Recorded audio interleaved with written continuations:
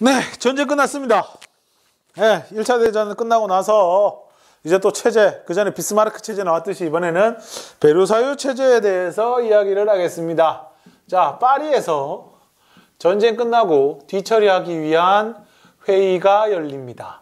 파리 강화 회의지요. 1919년 1월달. 네, 파리 강화 회의가 열립니다. 여기에는요, 원래 미국 대통령 윌슨이 주장한 14개조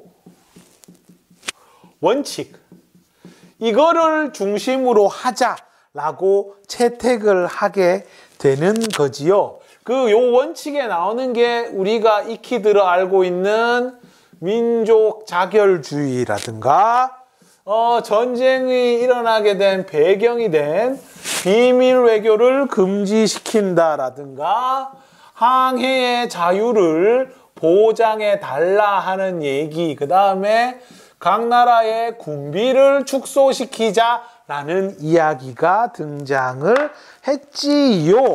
이게 되게 충격이었거든요. 세계 1차 대전이라는 게 유럽 사회에 남긴 충격이 대단했다고. 그 전에는 우리가 인간의 이성이면은 못하는 게 없다고 생각했어요. 근데 결국 이성으로 인한 과학기술 발전이 결국에는 이때 당시에 새로운 무기들이 전부 엄청나게 나오거든요. 독가스라든가 탱크라든가 비행선이라든가 별의별 게 다 나와요. 기술이 엄청 발달했던 시기예요. 그 기술이 나쁜 일에 쓰이기 시작하니까 이런 문제가 생기는구나. 1차 대전 갔다 온 사람들이요, 상태 멀쩡한 아들이 거의 없어요. 눈은 막 다 멀어와요.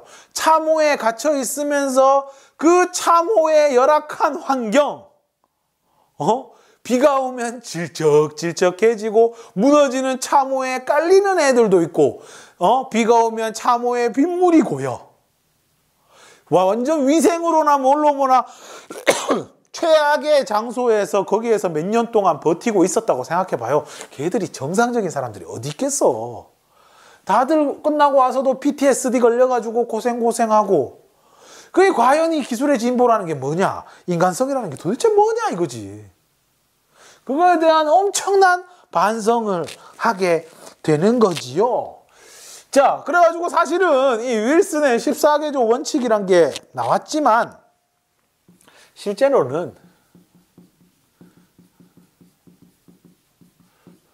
독일에 대한 응징, 여기에 모든 목표가 있었어요.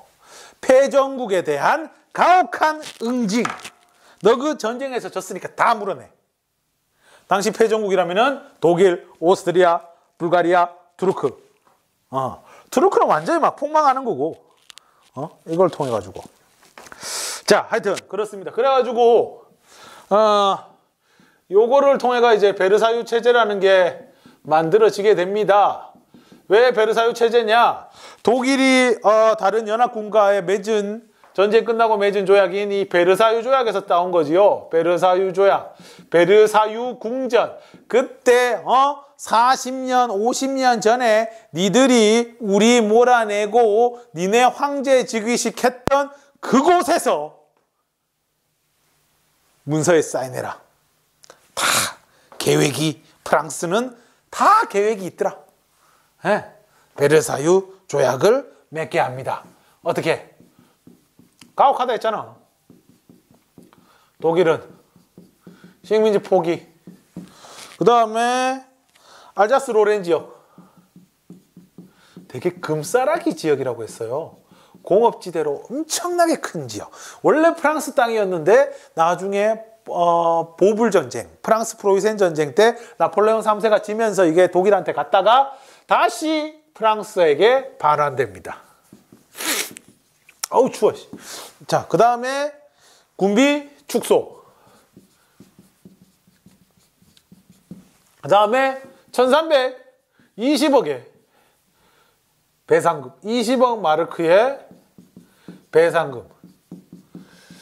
이래 얘기하면은 감이 안 와요. 대략 이게 2년치 독일의 국민 총생산량이었대요. 2년치 국민 총생산량. 나중에 이거를 44년 할부로 갚으라고 합니다. 1년에 30억 마르크씩. 그것만 해도 1년 총생산량의 한 5% 정도 되는 어마어마한 양을 30년 동안 갚으라고 합니다. 근데 뭐 독일이 돈이 있겠어요? 그래야 되니까 돈 배상금 제대로 안 드니까 나중에 이것 때문에 프랑스에서 독일의 공업지대인 루르를 점령하는 일이 벌어져요.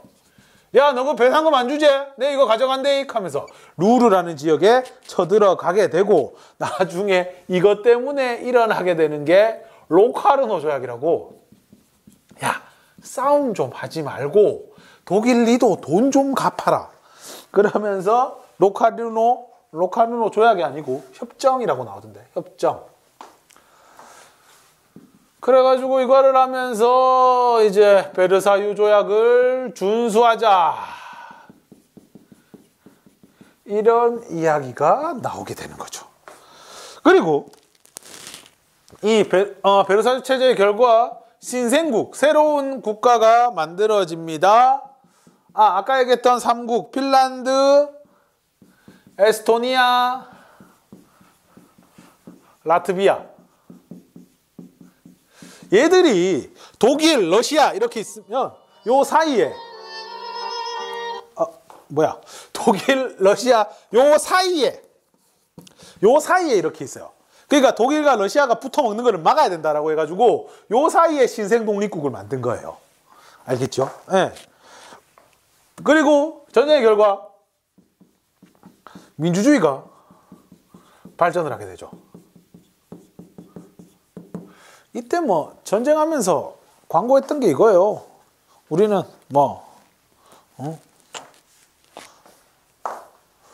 민주주의 국가.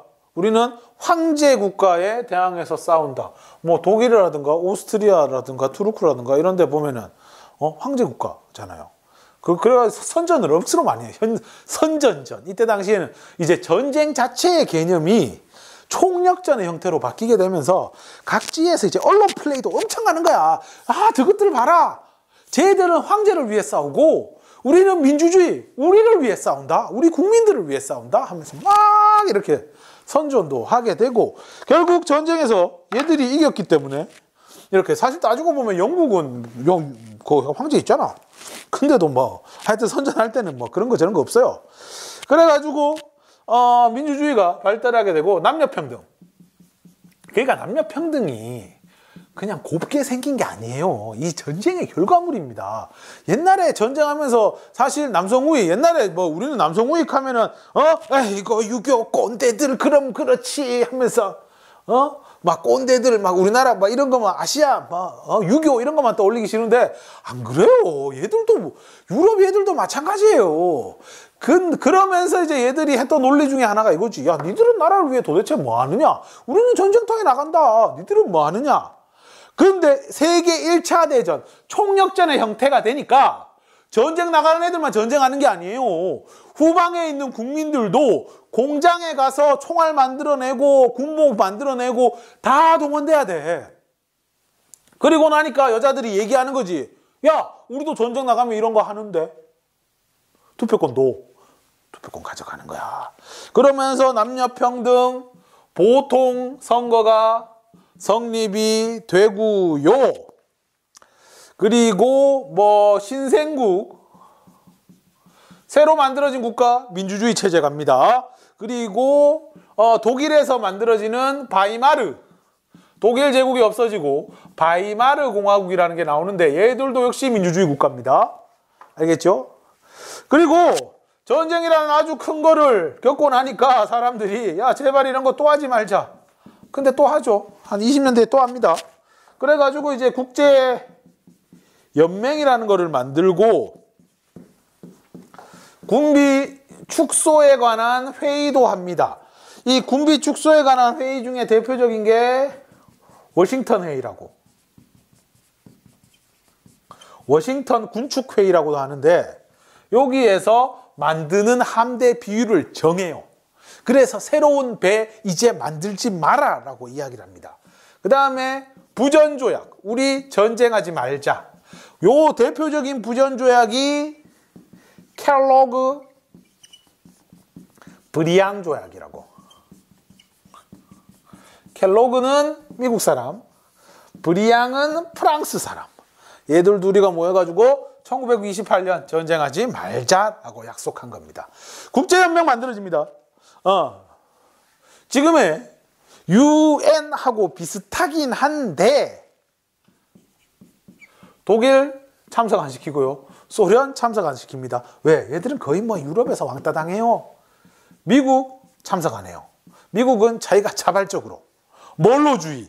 옛날에 미국 하면 몰로주의 있잖아요. 외교적 고립. 야, 유럽 니들 일 알아서 해. 우리도 우리 일 알아서 할게. 서로 터치하지 말자. 몰로주의잖아. 그래서 참가 안 해. 그리고 이게 뭔가 문제가 생겼을 때 이제 제재 수단이 없어요. 지금의 유엔 같으면 유엔군이 파견된다든가 이런 거 있는데 없어요. 그러니까 나중에 독일, 일본, 이탈리아 이런 애들이 미쳐 날뛰는데도 할 수 있는 게 없어. 그냥 탈퇴해버려요. 난 탈퇴. 하지마? 난 탈퇴. 뭐라 하네? 난 탈퇴. 이래 가는 거야. 알겠죠? 그래서 결국에 이 베르사유 체제라는 게 나중에는 또 뭐로 이어지느냐? 2차 세계대전으로 이어지게 된다. 이렇게 이해하시면 될 것 같습니다. 네, 오랜만에 수업을 했더니 아유 힘드네요. 네, 해서 35강 끝내고 이따 PPT 보도록 할게요.